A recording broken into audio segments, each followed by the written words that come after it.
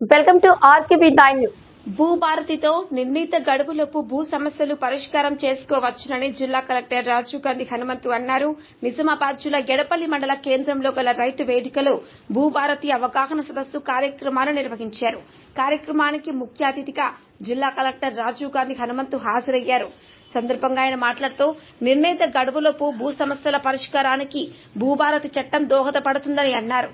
భూమి హక్కుల రికార్డులో ఏమైనా లోటుపాట్లు తప్పులు ఉంటే వాటిని సవరించుకునేందుకు రాష్ట్ర ప్రభుత్వం ప్రతిష్టాత్మకంగా ప్రవేశపెట్టిన ఈ నూతన ROR 2025 చట్టం వెసులుబాటు కల్పిస్తోందని తెలిపారు. ఈ కొత్త చట్టం వల్ల రైతులకు, ప్రజలకు చేకూరే ప్రయోజనాలు, చట్టంలో పొందుపరిచిన కీలక అంశాల గురించి పవర్ పాయింట్ ప్రజెంటేషన్ ద్వారా అవగాహన కల్పించారు. ప్రతి గ్రామంలో రైతు అవగాహన సదస్సులు నిర్వహించడం జరుగుతోందని అన్నారు. రైతులకు ఏమైనా సమస్యలు ఉంటే అధికారులు గ్రామాలకు వచ్చి అర్జీలు స్వీకరిస్తారని అన్నారు. ఈ అర్జీలను పరిశీలించి నిబంధనలకు అనుగుణంగా తప్పులను సవరిస్తారని, ఎవరికైనా అభ్యంతరాలు ఉంటే అపీలు చేసుకోవచ్చని తెలిపారు. అపీలు చేసుకున్న సన్న, చిన్నకారు, పేద రైతులకు ఉచిత న్యాయ సహాయం అందిస్తారని అన్నారు. రైతులు భూ సమస్యలపై కార్యాలయాల చుట్టూ తిరిగే అవసరం లేకుండా నిర్దిష్ట కాల వ్యవధిలో వాటిని పరిష్కరించి రైతుల భూములపై వారికి హక్కులు ఏర్పరుస్తూ వారికి పూర్తి భరోసా కల్పించడం జరుగుతోందని అన్నారు.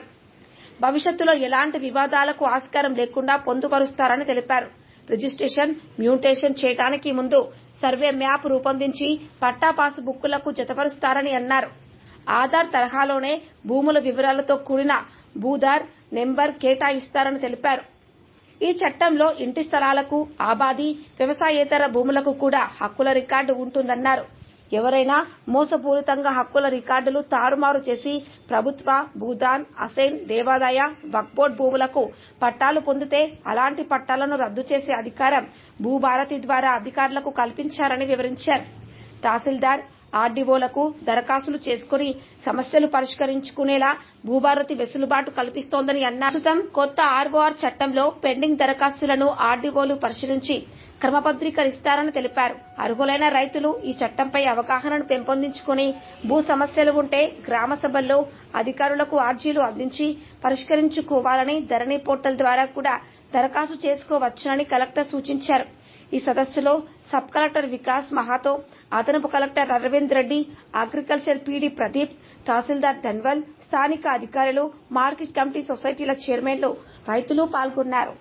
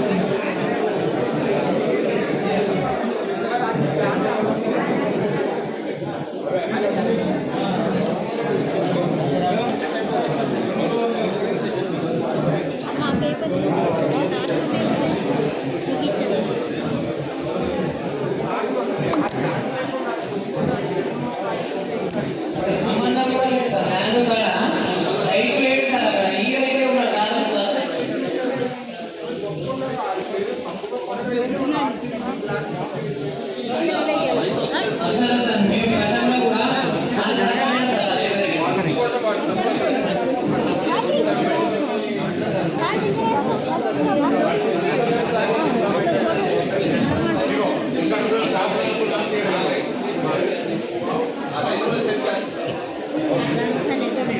మొత్తం మొగలే ఉన్నారు.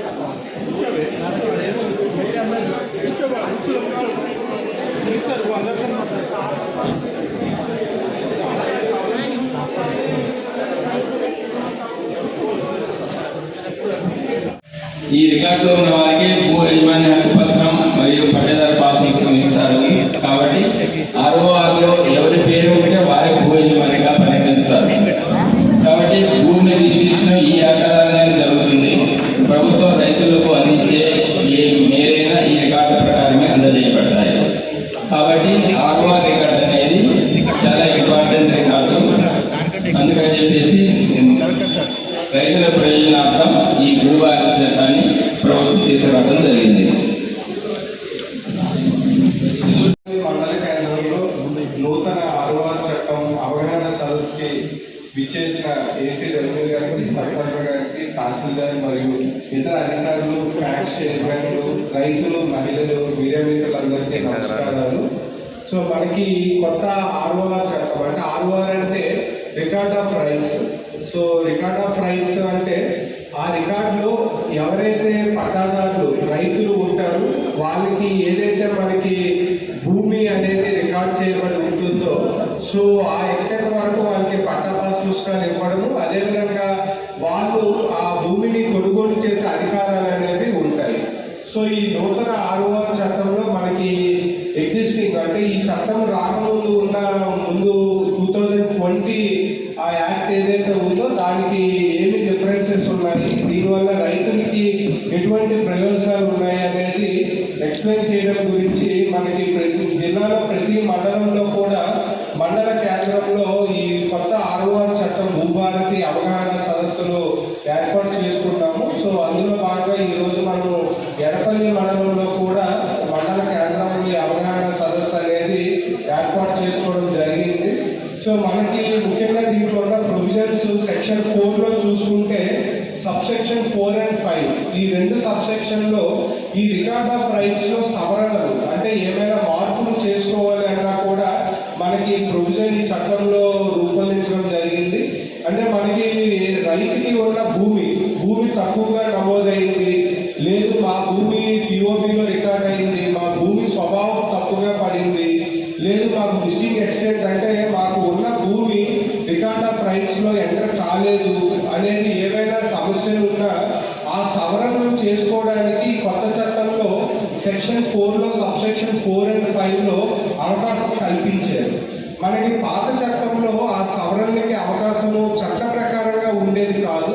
బట్ ఇక్కడ ఏమంటే మనకి చట్టంలోనే ఆ ప్రొవిజన్ని పొందుపరిచి ఆ చట్టానికి కావాల్సిన మనకి చేంజెస్కి సంబంధించింది కూడా మనకి రూల్స్లో పొందుపరిచారు. అంటే ఎన్ని రోజుల్లో చెయ్యాలి, ఎవరు ఏ అథారిటీ చెయ్యాలి అంటే కాంపిటెంట్ అథారిటీ, ఆర్టీఓ ఎటువంటి సవరణలు చేయడానికి కాంపిటెంట్ అథారిటీ, అదేవిధంగా కలెక్టర్ ఎటువంటి సవరణలు చేయొచ్చు అనేది కూడా మనకి ఈ రూల్స్లో మెన్షన్ చేశారు. అదేవిధంగా అథారిటీతో పాటు ఎన్ని రోజులు అంటే మనకి ఈ సవరణలకి సంబంధించి నోటీసులు ఇచ్చిన 60 రోజుల్లోగా డిస్పోజ్ చేసే విధంగా కూడా మనకి రూల్స్లో పొందుపరచడం జరిగింది. సో కాబట్టి ఇప్పుడు ఏదైతే మనకి ఆన్లైన్లో రికార్డ్స్లో ఇష్యూస్ అన్ని ఉన్నాయో వాటిని సవరించుకోవడానికి రెక్టిఫై చేసుకోవడానికి కూడా మనకి ఈ చట్టంలోని రూల్స్లో కూడా ప్రొవిజన్ అనేది ఇవ్వడం జరిగింది.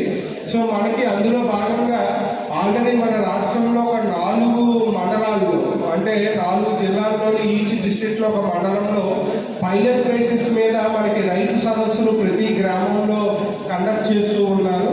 సో మనకి రాబోయే మే నెల మరియు జూన్ నెలలో కూడా మన జిల్లాలో కూడా మొదటగా ఒక మండలంలో పైలట్ మోడ్లో చేసిన తర్వాత మన జిల్లాలో అన్ని మండలాల్లో అన్ని గ్రామాల్లో కూడా ఈ రైతు సదస్సులు అనేది ఏర్పాటు చేసి అక్కడ మనకి వచ్చిన రెవెన్యూ అధికారులు ఆ విలేజెస్ సందర్శించి అక్కడ ఫార్మర్స్ నుంచి అప్లికేషన్స్ అన్ని తీసుకొని వాటిని డిస్పోజ్ చేయడం అనేది జరుగుతుంది.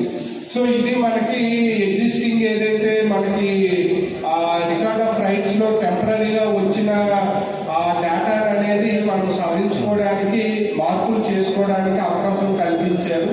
సో అదేవిధంగా ఈ చట్టంలో 2 సెక్షన్లు అంటే సెక్షన్ 5 అండ్ సెక్షన్ 7 అంటే 5 మరియు 7 ఈ 2 సెక్షన్ల కింద తహసీల్దార్కి ట్రాన్సాక్షన్స్ మరియు మ్యూటేషన్స్ చేసే పవర్స్ అనేది ఇవ్వడం జరిగింది. సెక్షన్ 5లో 5 రకాల ట్రాన్సాక్షన్స్, 5 రకాలు ఏమంటే కొనుగోలు, తనఖా, బదిలీ మరియు మనకి భాగ పంపకాలు, అదేవిధంగా మనకి దానం అంటే గిఫ్ట్ డీడ్. సో మనకి సేల్ డీడ్ కానీ gift deed, exchange, mortgage and partition, ఈ 5 రకాల ట్రాన్సాక్షన్స్ చేయడానికి తహసీల్దార్కి చట్టంలో సెక్షన్ 5 కింద అధికారాలు అనేది ఇవ్వడం జరిగింది. సో దీంట్లో ఈ ట్రాన్సాక్షన్స్ ఎలా జరుగుతాయి అంటే, మీకు ఇప్పుడు ఎలా అయితే మనకి స్లాట్ బుక్ చేసుకునే అవకాశం ఉందో ఆ విధంగా మనకి ఎవరైతే పట్టా పాస్బుక్ ఉంది, రైతులు, అమ్మకందారులు, కొనుగోలుదారులు వాళ్ళు స్లాట్ బుక్ చేసుకొని ఆ రోజు తహసీల్ ఆఫీస్కి వస్తే ఆ పట్టా పాస్బుక్ అదేవిధంగా రికార్డ్ ఆఫ్ రైట్స్ వెరిఫై చేసిన తర్వాత తహసీల్దారు ఆన్ స్పాట్ అనేది రిజిస్ట్రేషన్ చేయడం జరుగుతుంది. ఆటోమేటిక్గా మ్యూటేషన్ కూడా జరుగుతుంది. సో ఇది 5 రకాల ట్రాన్సాక్షన్స్కి సంబంధించి తహసీల్దార్స్కి మ్యూటేషన్ పవర్స్ ఇవ్వడం జరిగింది. సో దీంట్లో ఏమంటే మనకి ఇంతవరకు 2020 చట్టం ప్రకారంగా జరిగే ట్రాన్సాక్షన్స్లో ఆల్రెడీ మనకి ఆన్లైన్లో ఒక ప్రీఫిల్ అంటే ఒక ఫార్మేట్, డీడ్ ఫార్మేట్ అనేది ఉంటుంది. సో మీరు దాంట్లో ఎవరు కొనుగోలుదారుడు, ఎవరు అమ్మకందారుడు, లేదు గిఫ్ట్ అయితే డోనారు, డోనీ డీటెయిల్స్, ల్యాండ్ డీటెయిల్స్ ఎంటర్ చేస్తే ఆటోమేటిక్గా మనకి ఆ డీడ్, రిజిస్ట్రేషన్ డీడ్ ఏదైతే ఉందో అది జనరేట్ అయ్యేది. ఇప్పుడు కొత్త చట్టంలో ఆ ప్రొవిజన్ ఉంచుతూ, అంటే ఆటోమేటిక్గా డీడ్ జనరేట్ అయ్యే ప్రొవిజన్ ఉంచుతూ ఫార్మర్స్, రైతులు ఎవరైనా వాళ్ళు ఓన్గా ఒక దస్తావేజ్ రాసుకొని వచ్చినా దాన్ని రిజిస్ట్రేషన్ చేసే ప్రొవిజన్ కూడా దీంట్లో కల్పించారు. అంటే మనకి పాతకాలంలో ఆ రైటర్స్లో ఒక తెలుగులో ఒక డీడ్ రాయించుకునేవాళ్ళు. అంటే దాంట్లో లింక్ డాక్యుమెంట్స్ డీటెయిల్స్, భూమికి సంబంధించిన డీటెయిల్స్, అమ్మకందారుడి ఫ్యామిలీ డీటెయిల్స్, అలాగా ఏదైనా మనకి డీటెయిల్స్ అవసరమైతే అవన్నీ కూడా ఆ దస్తావేజ్లో రాసుకొని ఆ దస్తావేజ్ అనేది మనకి రిజిస్ట్రేషన్ చేసుకునేవాళ్ళు. ఈ కొత్త చట్టంలో ఆ ప్రొవిజన్ కూడా యాడ్ చేయడం జరిగింది. అంటే మీరు ఆన్లైన్లో ఆటోమేటిక్గా ఉండే ఆటో జనరేటెడ్ డీడ్ ద్వారా రిజిస్ట్రేషన్ చేసుకోవచ్చు. లేదు మీరు ఓన్గా ఒక దస్తావేజ్ రాసుకొని వచ్చినా కూడా దాన్ని రిజిస్ట్రేషన్ చేసే అవకాశం కూడా ఈ కొత్త చట్టంలో సెక్షన్ 5లోని పొందుపరచడం జరిగింది. అదేవిధంగా తహసీల్దార్కి ఇంకో సెక్షన్ 7, ఈ సెక్షన్ 7 కింద కూడా తహసీల్దార్కి మ్యూటేషన్ చేసే పవర్స్ ఇవ్వడం జరిగింది. ఈ సెక్షన్ 7 ఏమంటే 2 టైప్ ఆఫ్ ట్రాన్సాక్షన్స్, ఒకటి మనకి వీలునామా, రెండోది సక్సెషన్ అంటే మనకి వారసత్వం. సో సక్సెషన్, బిల్డింగ్, ఈ 2 రకాల మనకి ట్రాన్సాక్షన్స్ చేయడానికి సెక్షన్ 7లో తహసీల్దార్కి పవర్స్ ఇవ్వడం జరిగింది. సో సెక్షన్ 5లో కూడా తహసీల్దార్కి ఉంటుంది, సెక్షన్ 7లో కూడా ఉంటుంది. సో డిఫరెన్స్ ఏమంటే సెక్షన్ 5లో మీరు స్లాట్ బుక్ చేసుకున్న తర్వాత ఆటోమేటిక్గా మీరు తహసీల్ ఆఫీస్కి వెళ్తే ఇమీడియట్గా రిజిస్ట్రేషన్ జరుగుతుంది. ఈ సెక్షన్ 7లో వారసత్వము, వీలునామాకి సంబంధించిన ట్రాన్సాక్షన్స్ మీరు ఆన్లైన్లో మీరు సక్సెషన్కి అప్లై చేసిన తర్వాత ఇమీడియట్గా స్లాట్ బుక్ చేసుకోవడం కాకుండా తహసీల్దార్ ఎంక్వైరీ అనేది చేస్తారు. ఎందుకంటే మనకి పాత చట్టం ప్రకారంగా ఎంక్వైరీ ప్రొవిజన్ లేకపోవడం వల్ల చాలా గ్రామాల్లోని మనకి ఆల్మోస్ట్ అన్ని రెవెన్యూ విలేజ్లో వచ్చిన కంప్లైంట్ ఏమంటే, ఒక రైతు ఎవరైతే చనిపోయారో వాళ్ళకి లీగల్ ఎయిడ్స్ అంటే వారసులు 5, 6 ఉండొచ్చు. కానీ గ్రామంలో ఉన్న ఒక 2, 3 వారసులు మాత్రమే ఆ సక్సెషన్ వారసత్వానికి అప్లై చేసుకొని స్లాట్ బుక్ చేసుకుని వెళ్ళి ఇమీడియట్గా రిజిస్ట్రేషన్ చేయించుకునేవారు. తర్వాత రిమైనింగ్ వారసులు కొంతమంది గల్ఫ్లో ఉండేవారు, కొందరు హైదరాబాద్లో ఉంటారు, కొందరు నిజామాబాద్లో ఉంటారు. వాళ్ళకి తెలియదు మిగిలిన వారసులు మనకి సక్సెషన్ చేసుకున్నారు అని. వాళ్ళు ఎప్పుడో 1 year 6 months తర్వాత విలేజ్కి వచ్చిన తర్వాత తెలిసేది. సో అలాంటప్పుడు రెక్టిఫై చేయడానికి కూడా మనకి పవర్స్ లేకపోతే సివిల్ కోర్టుకి అప్రోచ్ అయ్యేవాళ్ళు. సో ఇలాంటి ఇబ్బందులు ఎదుర్కోకూడదు అని తహసీల్దార్ ఏదైతే మనకి వారసత్వము లేదా వీలునామా ఈ రెండింటి కింద అప్లై చేసుకుంటే ఖచ్చితంగా తహసీల్దార్ అనేది విలేజ్లో ఎంక్వైరీ చేసి వితిన్ 30 days అంటే టైం లిమిట్ కూడా ఈ చట్టంలో అంటే ఇంక్లూడ్ చేశారు. 30 రోజుల్లోగా ఎంక్వైరీ అనేది కంప్లీట్ చేసి ఆ సక్సెషన్ జెన్యూనా కాదా అంటే అందరూ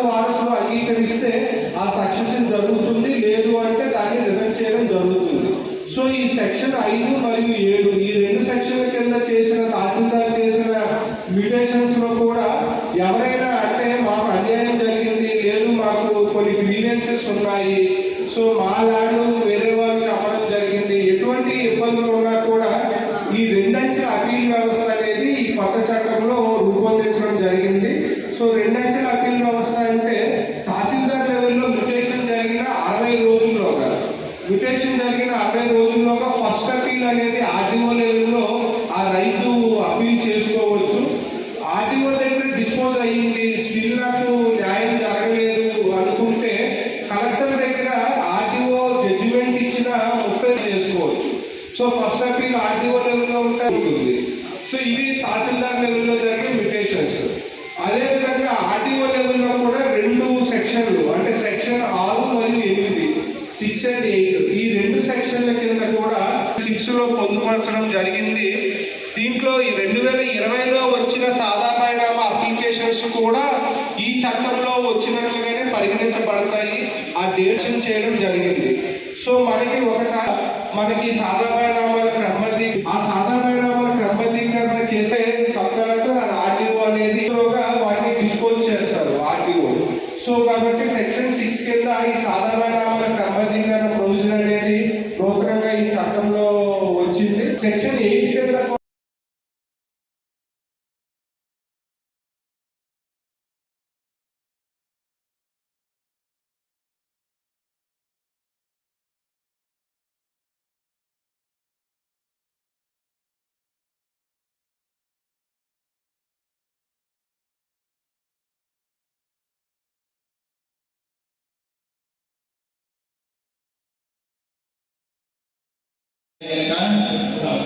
తప్పులు కనుక నమోదై ఉంటే వాటిని సవరణ చేసుకోవడానికి దీంట్లో అవకాశం ఉంది.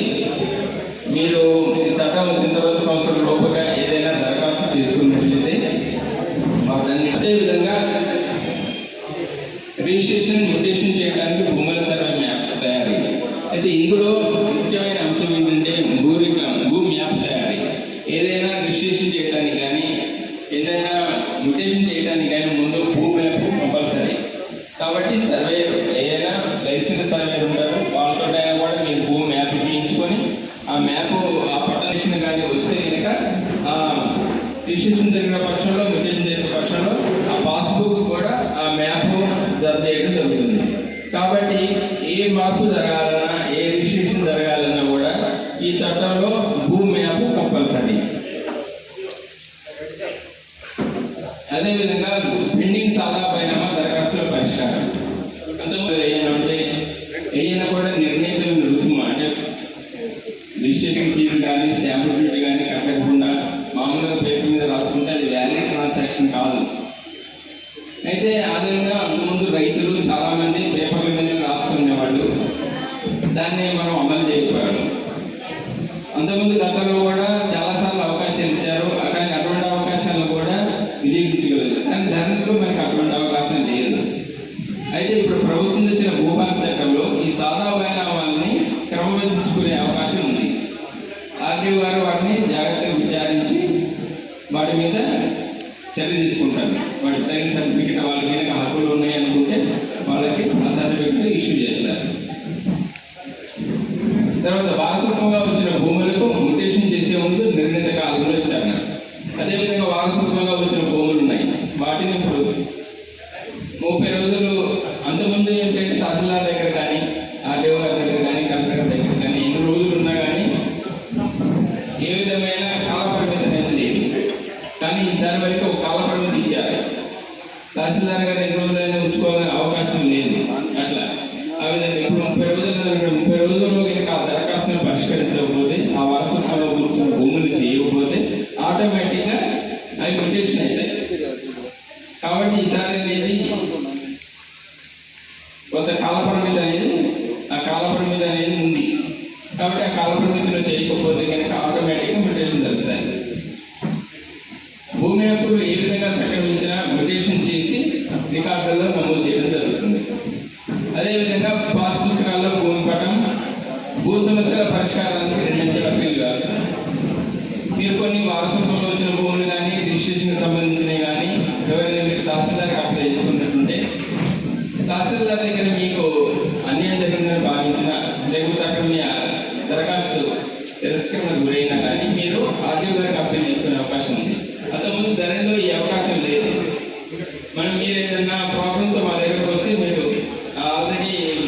సివిల్ కోర్టు పోమని చెప్పేవాళ్ళు. కానీ ఇందులో 2 అంచెల అప్పీల్ వ్యవస్థ ఉంది. తహసీల్దార్ దగ్గర మీరు అన్యాయం జరిగిందని భావిస్తే ఆర్టీఓ గారి దగ్గర పోవచ్చు, ఆర్టీఓ గారి దగ్గర అన్యాయం జరిగిందని భావిస్తే కలెక్టర్ గారి దగ్గర వెళ్ళచ్చు. అప్పుడు కలెక్టర్ గారి దగ్గర ఫైనల్ చేస్తుంది. అలా కాకుండా మీరు కొన్ని ఆర్టీఓ గారు చేసే విషయాలు ఉన్నాయి. కొన్ని ఈ అసైన్మెంట్ సంబంధించినవి కానీ 1380 సర్టిఫికేట్ టీఎన్సీలకు సంబంధించినవి కానీ ఓఆర్సీ అస్పెన్సరీ సర్టిఫికేట్ వాటి గురించి మూలకి సంబంధించినవి కానీ లేకపోతే కోర్టుకు సంబంధించినవి కానీ లోక్ అదాలత్కి సంబంధించినవి కానీ వీటి అన్నింటినీ కూడా ఆర్టీఓ గారు చేస్తారు. ఒకవేళ ఆర్టీఓ గారు అంటే ఆర్టీఓ గారి దగ్గర మీకు అన్యాయం జరిగిందని భావిస్తే అప్పుడు మీరు కలెక్టర్ గారి దగ్గర కంప్లైంట్ వెళ్ళచ్చు. కలెక్టర్ గారి దగ్గర కూడా అన్యాయం జరిగిందని భావిస్తే ట్రిబ్యునల్కి వెళ్ళచ్చు. అంటే ట్రిబ్యునల్లో అంటే మీకు ఫైనల్గా మీకు న్యాయం జరిగే అవకాశం ఉంది. కాబట్టి 2 అంచెల అప్పీల్ వ్యవస్థ అంతకుముందు ధరలో ఇది లేదు. ఇప్పుడు వరకు ఈ 2 అంచెల అప్పీల్ వ్యవస్థ అనేది మనకి ఉంది. తర్వాత భూతార్ కార్డు జారీ. మీకు ఎలాగైతే ఆధార్ కార్డులు ఉన్నాయి, ఆధార్ కార్డులో ఒక్కొక్కటి ఎవరి వాళ్ళకి ప్రత్యేకంగా ఉన్నాయి కదా, ఒక సపరేట్ నెంబర్ తోటి. అదేవిధంగా భూ కమతాల్లో